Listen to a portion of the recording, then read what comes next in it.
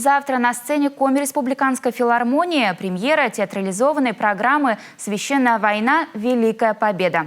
Этот уникальный проект, созданный при поддержке гранта главы Коми, должен был пройти на главной площади столицы еще 9 мая, но из-за пандемии коронавируса был перенесен на осень. В постановке принимают участие танцоры и солисты хоровой группы государственного ансамбля «Асьякыя», заслуженные артисты Коми Игорь Маткаримов, Дмитрий Улешов, а также Илья Петков, Владислав Косарев, Анеш Джанелидзе и другие. Мы постарались сделать театрализацию на основе известных песен о войне, плюс добавили к этому новые постановки хореографические и постарались сделать концерт мультинаправленным, то есть там есть разные стили, это и народная хореография, и современная, и вокал, массовые номера. Премьера театрализированной программы «Священная война. Великая победа» представит 5 эпизодов и проведет зрителей от начала войны до победной весны 1945 года.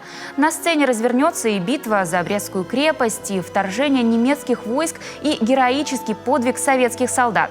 В программу вплетены воспоминания и исторические факты о вкладе Республики Коми в общую победу. Истории Владимира Пономарева из деревни Градар, последнего бойца 28-й Невельской дивизии, об отряде Коми-партизан, о сборе денег на эскадрилью боевых самолетов Коми-комсомолец. Прозвучат самые знаменитые и любимые военные песни.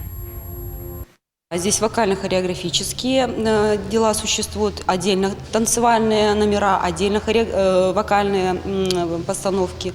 Режиссерски это все было сделано Полубояровым. И у нас принимали участие Игнатьев с Санкт-Петербурга, постановщик, который ставил для балета, и Бушуев, наш художественный руководитель, который работал непосредственно тоже с нами. Они немножко разные, ну даже не немножко, они абсолютно разные. Вот. И у каждого свой подход, у каждого свой стиль, у каждого свое направление, и каждый внес свою душу. И, наверное, когда что-то делается с душой, это откликается. Добавлю, премьера театрализованной программы «Священная война. Великая победа» состоится в Республиканской филармонии уже завтра, 6 ноября, начало 18:30.